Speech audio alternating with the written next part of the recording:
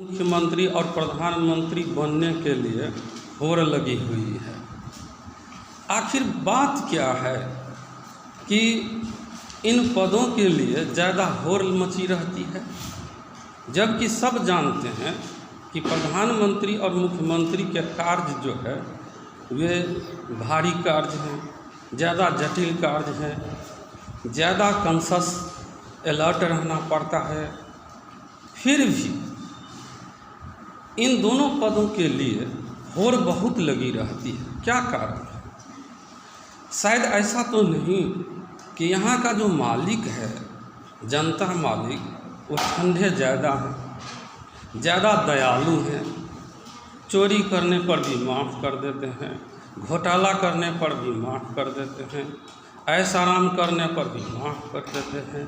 शायद ऐसी बात तो नहीं है, या कोई और बात है कि नाम ज़्यादा होता है इन पदों के पर जाने पर, ऐश आराम होता है इन पदों पर जाने पर, या शायद ऐसी बात तो नहीं कि ज़्यादा आमदनी वहाँ पर जाने पर होता है। क्योंकि यदि वहाँ पर जाने पर देश का विकास सचमुच हुआ होता, देश से बेरोजगारी हट गई होती, देश का आर्थिक पिछड़ापन समाप्त हो गया होता, तो मैं जानता कि इसके लिए होड़ सही बात है। यदि आनुपातिक प्रणाली से देखा जाए तब प्रति पद के हिसाब से मुख्यमंत्री और प्रधानमंत्री बनने के लिए ज़्यादा कैंडिडेट उपलब्ध होते हैं। आखिर क्या बात है?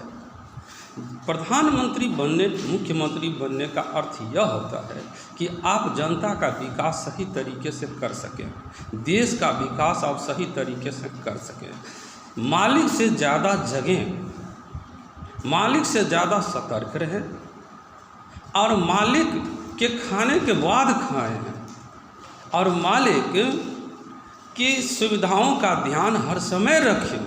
तब हुआ ना मुख्यमंत्री और प्रधानमंत्री बनने का मतलब। आप प्रधानमंत्री बनते हैं, मुख्यमंत्री बनते हैं तो वैज्ञानिकों से तेज दिमाग रखें, व्यापारियों से तेज दिमाग रखें, कारखाने चलाने वालों से तेज दिमाग रखें, एक किसान मजदूर से तेज दिमाग रखें, एक इंजीनियर से तेज दिमाग रखें, तब जाकर आप जो है देश का विकास कर सकते हैं।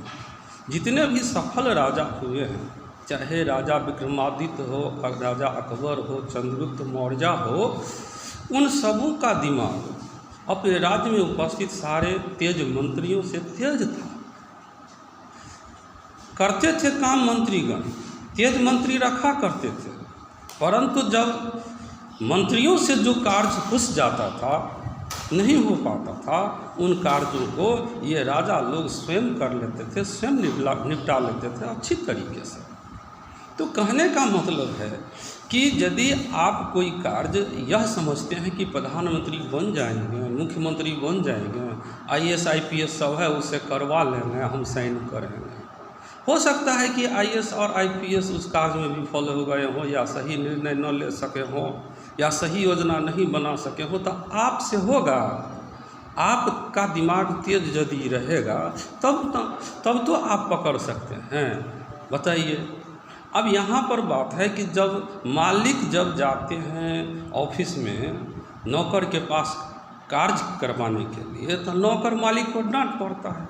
अब सामान्य जनता, आम जनता जो ऑफिस में जाती है कोई कार्य कराने के लिए, तो ऑफिसर इतनी कस के डांटते हैं, भगा देते हैं। बताइए, तो मालिक जहाँ डांट खा रहे हो, उस देश का विकास कैसे संभव है? आप ही बताइए। इसका मतलब अनुशासन आज भी हमारे देश में बहाल नहीं हुआ है।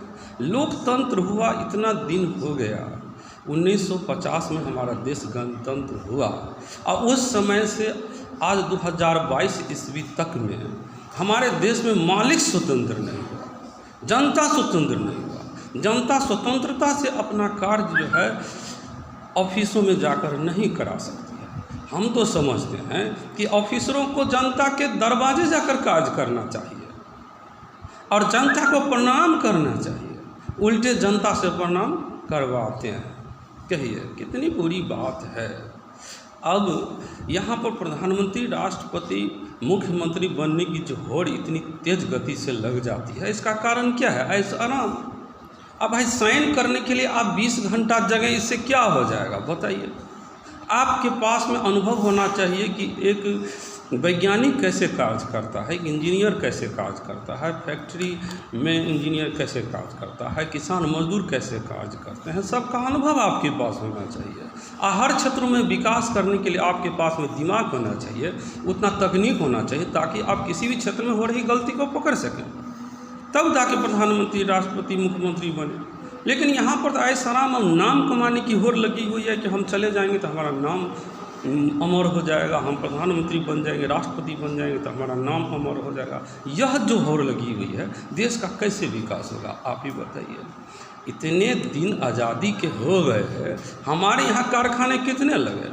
मान लीजिए आप सरकारी सेवा में, जहाँ पर सेवा क्षेत्र है वहाँ पर आप नौकरी देकर खर्चे करते रहेंगे तो सरकार के पास या देश के पास कितनी रकम क्षमता है, कितनी संपत्ति है कि आपको बैठाकर यानी सेवा क्षेत्र में खर्च करते रहेंगे।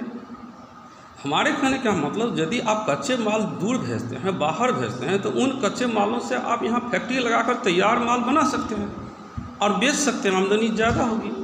तो आप सो करते नहीं, और जो आप सो करें कि कच्चे माल से तैयार माल में बदलें तो निश्चित रूप से आपको आमदनी ज़्यादा होगी, आप रोज़गार ज़्यादा दे सकते हैं। हमको लगता है बेरोजगार रहिए नहीं जाएगा, लेकिन यह काम आपसे नहीं होगा।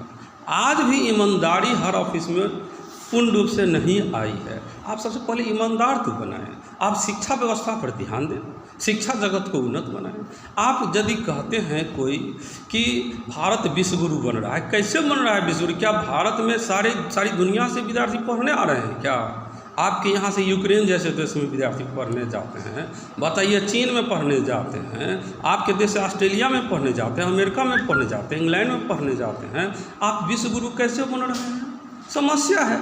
ये मुंह में विश्व गुरु है, मुंह में सर्वशक्तिमान है। क्या आप चीन से ज़्यादा मजबूत हो गए, अमेरिका से ज़्यादा मजबूत हो गए कि आप कहते हैं हम सर्वशक्तिमान बन रहे हैं? सर्वशक्तिमान कैसे बन रहे हैं? मुँह में सर्वशक्तिमान बनता है क्या?